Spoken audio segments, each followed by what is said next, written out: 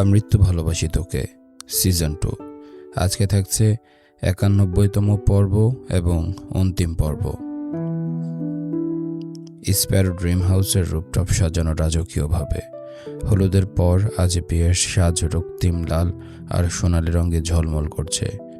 প্রায় ঘণ্টাখানেক আগে তামিম, মিষ্টি, মিনহাজ এসেছে, কিন্তু এইবার তারা কেউই একা না।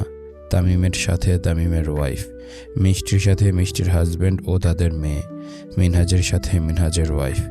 ওদেরকে দেখে বন্যা আর মেঘ তো মহা খুশি। মূলত আবির নিজেই শত ব্যস্ততার মাঝে ওদেরকে স্প্যারো ড্রিম হাউস আনার ব্যবস্থা করেছে। মিম আজ কাঁচের মতো মায়াবী, লাল শাড়িতে যেন কনে পুতুল। আরিফ দাঁড়িয়ে আছে পাশেই, সাদা শেরওয়ানি আর সোনালি পাগড়িতে। বিয়ে পড়ানো শেষ, কনের বাড়ি চোখ ভেজা, মিমও চোখ ভিজিয়ে কাঁদছে।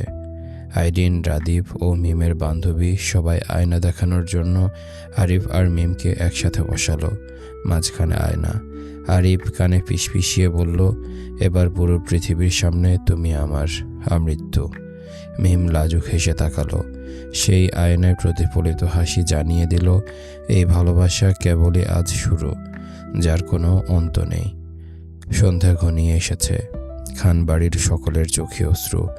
দূরে এক কোণে থমথমে মুখ নিয়ে দাঁড়িয়ে আছে আবির আর তানভীর। মিমের চোখে অশ্রু, পাশে মেঘ, বন্যা বান্ধবীরা কাছে। আরিফ মিমের হাত ধরে বলল, চলো, তোমার এই কান্না আমি হাসিতে ভরিয়ে দেব। বিদায়ের রীতিমতো মিম বাড়ির সিঁড়ি ছাড়িয়ে গেল। সবাই দোয়া করল, আল্লাহ তোদের ভালো রাখুক। মিমের বিদায়ের পর সকল ঝামেলা শেষ করে মেঘ রাত 8টায় রুমে ফিরেছে বাচ্চাদের কাছে।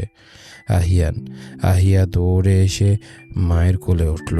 আহিয়া বলল, মাম্মা, আমি আজ তোমার সাথে ঘুমাবো। আহিয়ান বলল, আমিও ঘুমাবো মাম্মার সাথে। মেঘ ছেলে মেয়ের কাণ্ড দেখে হাসতে হাসতে বলল, তোমরা তো প্রতিদিনই আমার সাথে ঘুমাও। এবার আহিয়া বলল, মামা, আমি দাদু ভাইয়ের সাথে ঘুমাবো না। এবার মেঘ বুঝলো পুরো কথাটা। একটা হাসি দিয়ে আহিয়া ও আহিয়ানকে কাছে টেনে কোলে বসিয়ে বলল, গত কয়েকদিন তোমার মিম ফুফির বিয়ে ছিল, তাই আমার ঘুমাতে অনেক রাত হতো। আমি নানান কাজে ব্যস্ত থাকতাম। তোমাদেরকে তোমাদের দাদুভাই ঘুম পাড়িয়ে দিত ঠিকই, কিন্তু আমি রাতে যখন ঘুমাতে আসতাম তখন তোমাদেরকে আমার কাছে নিয়ে আসতাম। তোমরা রাতে আমার কাছে ঘুমাতে, বুঝেছ মাম্মা? আবির পিছনে দাঁড়িয়ে বলল, আমার মায়ের কি নিয়ে এত অভিমান হয়েছে? আহিয়া দৌড়ে বাবার কোলে লাফিয়ে পড়ল, বলল, আমার পাপা এসেছে। আহিয়ান বলল, ঠিক আছে, পাপা তোর, মাম্মা আমার। এই কথা শুনে মেঘ আর আবির হেসে দিল। মেঘের কোলে বসে থেকে আহিয়ান বলল, চলো না মাম্মা, আমরা কিছু খেলি। পাপা আর আহিয়াকে আজ হারিয়ে দেব। মেঘ হেসে বলল, তোমাদের পাপা কি চুপ করে থাকবে? আবির মেঘের কানের কাছে এসে বলল, ওদের কাছে হারতে রাজি, তোমার কাছে কখনোই না।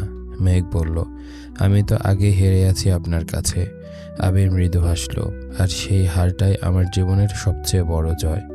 আহিয়ান বলল, আবার কি গল্প শুরু হলো? আহিয়া বলল, চলো চলো মাম্মা, আমরা খেলবো। আবির মেঘের হাত ধরে বলল, এমন একটা সংসারেই তো তোমায় নিয়ে চেয়েছিলাম প্রথম দিন থেকে, আমৃত্যু। মেঘ বলল, ভালোবাসায় কোনো মুখের শব্দ লাগে না, প্রমাণ লাগে না। এই শান্তি, এই সুখ, এটাই প্রমাণ।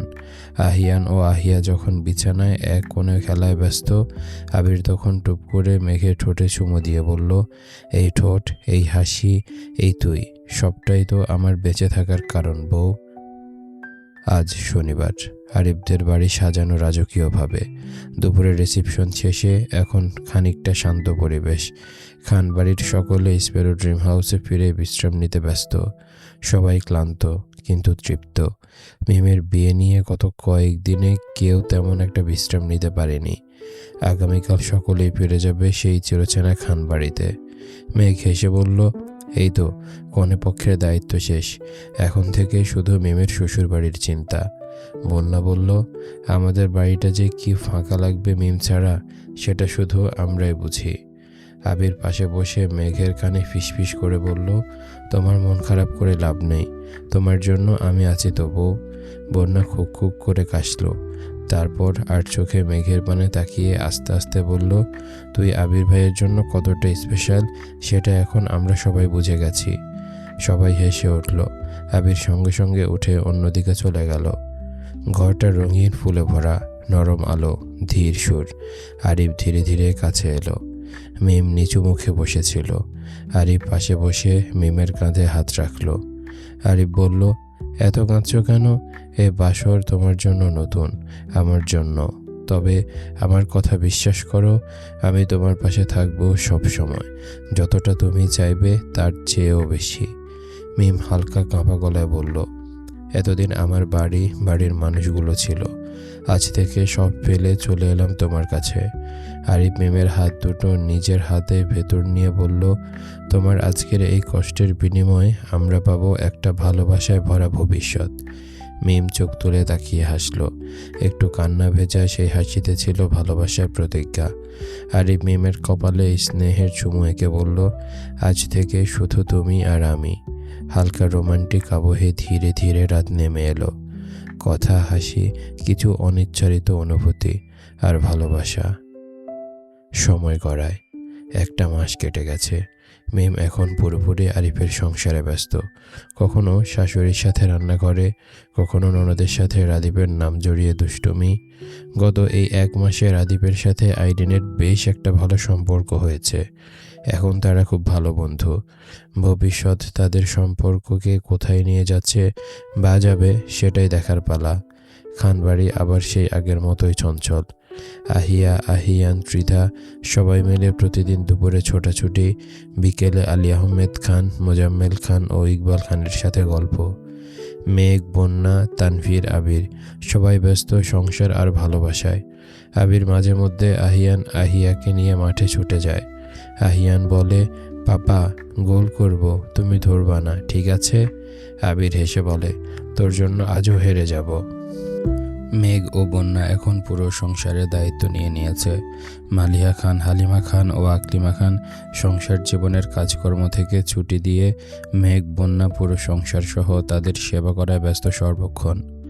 গত 1 সপ্তাহ হলো আদিকে লেখাপড়ার জন্য লন্ডনে পাঠানো হয়েছে। তখন মিমও এসেছিল খান বাড়িতে। আকলিমা খানকে ধরে তার শেখি কান্না। আকলিমা খান এখনও নিজেকে সম্পূর্ণ সামলাতে পারেনি। মেয়ের বিয়ের 1 মাস হতে না হতেই এখন আবার ছোট্ট ছেলেটার বিদেশে বাড়ি। মা হিসেবে মেনে নেওয়া সত্যিই খুব কষ্টসাধ্য। সন্ধ্যাবেলা কিছুক্ষণ আগেই বাড়ির সকল পুরুষ মানুষ বাড়ি ফিরেছে। ড্রয়িং রুমে হৈ হৈ রই রই কাণ্ড। দাদা দাদিদের সাথে বাচ্চারা খেলাধুলা ও গল্প আড্ডায় ব্যস্ত। মেঘ একটু আগে পাকোড়া বানিয়ে দিয়ে গেছে। বন্যা আর তানভীর সোফার এক কোণে বসে দেখছে ওদের দৌড়াদৌড়ি। তানভীর মৃদু হেসে বলল, দেখো তোমার মেয়ের কাণ্ড, ও তো পুরোপুরি তোমার মতো হয়েছে। বন্যা খিলখিলিয়ে হেসে বলল, আর তোমার মতোই জেদি। ওদের মেয়ে দৌড়ে এসে মায়ের পেটে মাথা লুকিয়ে বলল, মামাম, আহিয়ান ভাই আমার সাথে খেলতে চায় না। তানভীর মুচকি হেসে বলল, মামাম, ও তোমার শুধু ভাইয়া হয়, আর আহিয়ান ভাই বলে ডাকবে না। এবার ত্রিধা জিদ্দি সুরে ভাঙা ভাঙা কণ্ঠে বলল, না, ও শুধু আমার আহিয়ান ভাই। তানভীর এবার মাথায় হাত দিয়ে বলল, ও মাই গড, বন্যা, আহিয়ান আর ত্রিধা তো মেগাবীরের কার্বন কপি। এই হাসি, এই শান্তি, তানভীর বন্যার জীবনে এটাই সবচেয়ে সুন্দর দিন। একটু দূরে মেঘ 2 তলার ব্যালকনিতে দাঁড়িয়ে নিচের ড্রয়িং রুমের দিকে তাকিয়ে আছে। আবির পিছনে এসে ওর কাঁধে হাত রাখল। কি দেখছ? মেঘ মৃদু হাসল, যে জীবনটা চেয়েছিলাম সেটা। আবির বলল, পেয়েছ? মেঘ মুচকি হেসে জবাব দিল, যতটা চেয়েছি তার থেকে বেশি। আবির মেঘের গাল স্পর্শ করে বলল, তোর মুখের এই হাসিটা, তোর বাচ্চাদের দৌড়াদৌড়ি, এই তো আমার বেঁচে থাকার কারণ। আর তুই তো আমার প্রাণ। মেঘ চোখে জল আসা হাসি দিয়ে বলল, আজকে আমি সত্যি খুব শান্তিতে। মিম নতুন জীবনে, ভাই আর বেবি সম্পূর্ণ হয়েছে। আর আমরা তো অনেক আগে নিজেদের মাঝে পূর্ণ হয়েছি। পেছন থেকে আহিয়ান দৌড়ে এসে বলল, পাপা আমাদের সাথে নিতে চলো, আমরা খেলবো। আবির আহিয়ানকে কোলে নিল। তারপর মেঘকে নিয়ে নিচের ড্রয়িং রুমে সকলের সাথে এসে বসলো আহিয়া মেঝেতে বল ছুঁড়ে। আবার হাসতে হাসতে পাপ্পা মাম্মার কোলে এসে পড়ে। আবির মাঝে মাঝে আহিয়ানকে কোলে তুলছে, আহিয়াকে ঠোঁটে চুমু দিচ্ছে। আহিয়া পাপাকে জড়িয়ে বলছে, পাপা তোমার চুলগুলো নষ্ট, আমি ঠিক করে দিচ্ছি।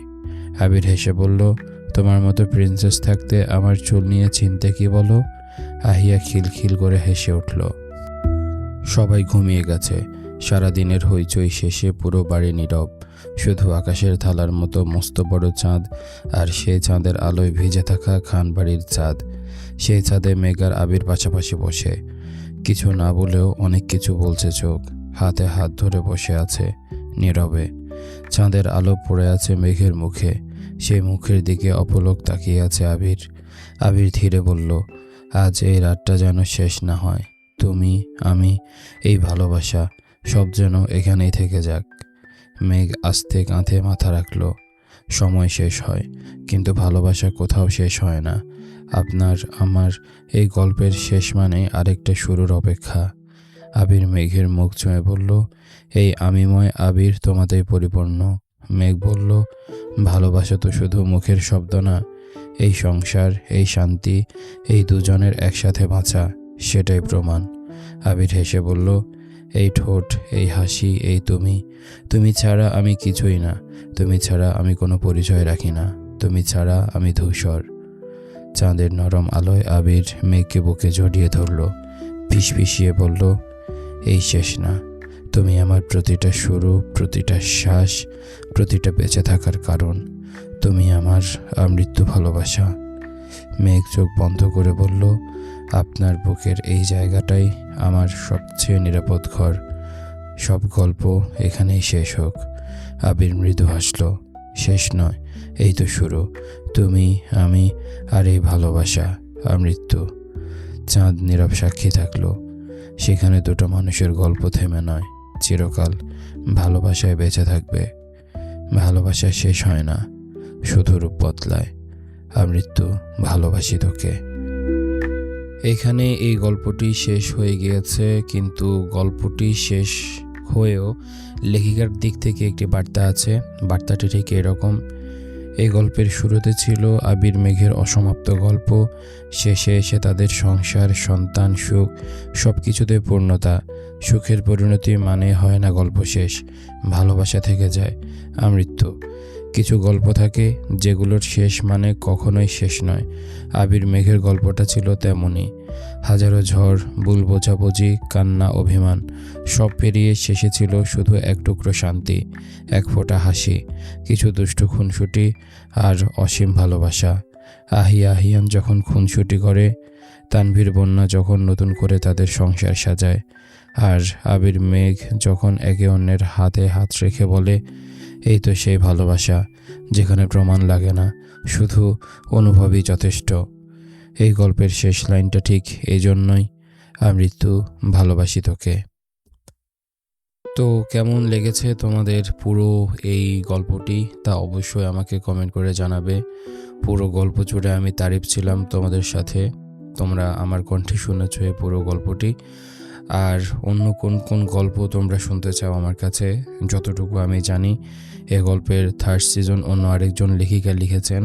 তোমরা যদি শুনতে চাও তাহলে আমি 3য় সিজনও নিয়ে আসতে পারি।